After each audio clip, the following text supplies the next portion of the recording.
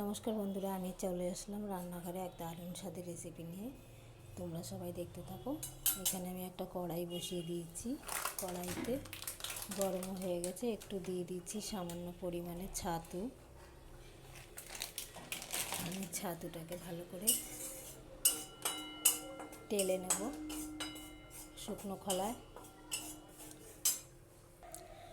ছাতুর কালারটা চেঞ্জ হয়ে গেছে, দেখো। আমি এবার নামিয়ে ফেলবো। হাফ লিটার দুধে আমি ছানা কেটে নিয়েছি। এবার আমি দিয়ে দিচ্ছি সেই ছানাটাকে।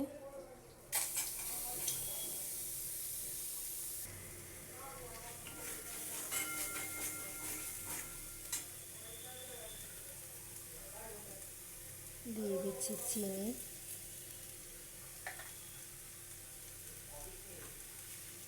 স্বাদের ব্যালেন্সটা আনার জন্য এক ফোঁটা নুন দিচ্ছি।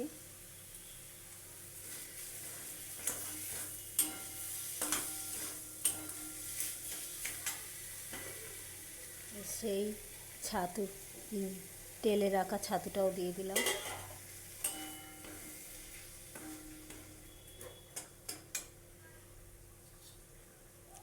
আমি এখানে কিছুটা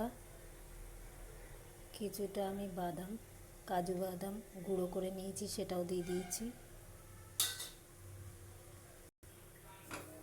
দেখো, আমার ছানার সন্দেশের পাকটা হয়ে গেছে। আমি এবার নামিয়ে ফেলবো।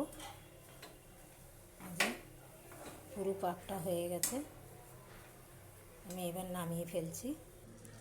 আমি এই ছোট্ট বাটিতে একটু ঘি বিরাস করে নিয়েছি, নিয়ে আমি এই কাগজটাও দিয়ে দিচ্ছি। এবার আমি এই বাটিতে ঢেলে সেট করে নেব। এই যে দেখো, বাটিতে খুব সুন্দর করে সেট করে নিয়েছি।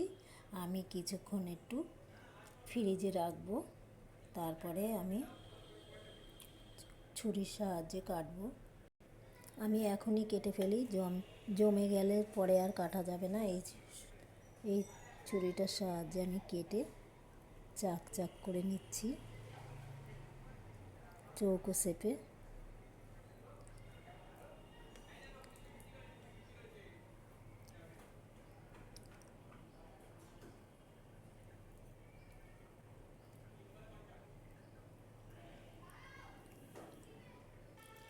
এই যে বন্ধুরা, 6টা পিস হয়েছে। ছানা দিয়ে আমি সন্দেশ বানিয়ে ফেললাম। তোমাদের কার কার কাছে কেমন লাগলো? যদি ভালো লেগে থাকে লাইক শেয়ার কমেন্ট করবে। আমি এখন একটু ফ্রিজে দেব, দিয়ে একটু জমিয়ে নেব ভালো করে। তো ভালোই শক্ত হয়ে গেছে, আর একটু ঠান্ডা হলে আর একটু শক্ত হবে। আমি একটু এখন ফ্রিজে দিচ্ছি, পরে দেখাচ্ছি তোমাদেরকে। দেখো বন্ধুরা, নিয়ে চলে এসেছি। কিছুক্ষণের জন্য ফ্রিজে রেখেছিলাম, আমি এবার ঢেলে দিচ্ছি উপর করে।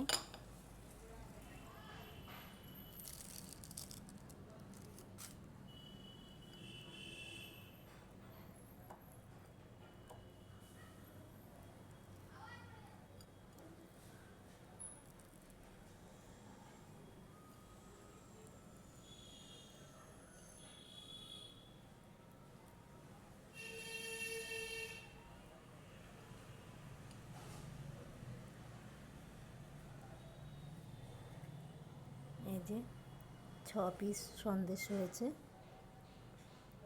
ছানার সন্দেশ। তোমাদের কার কাছে কেমন লাগলো? যদি ভালো লেগে থাকে লাইক শেয়ার কমেন্ট করবে। এর থেকে ভালো ভালো কিছু বানাতে পারি কিনা সব সময়ের জন্য চেষ্টা করব। কিন্তু খুব সুন্দর হয়েছে, আপনারা এইভাবে খেয়ে দেখবেন।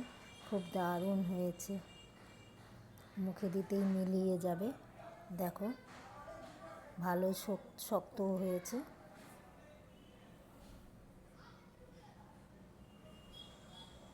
আজকের রেসিপি এই পর্যন্ত, আবার কালকে দেখা হবে।